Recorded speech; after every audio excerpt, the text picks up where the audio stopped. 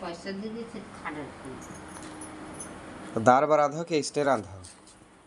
कमरान जी है कमरान जी है ये भुंजिया रांधी तो कब हो जाए भुजिया दो बड़े चर रागे कहत रहे फिर कैसे वाला रखे भाई वो 2 है 1.5 है अच्छा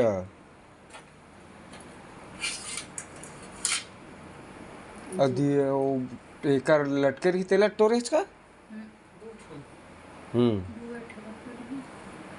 तो पौलत भी है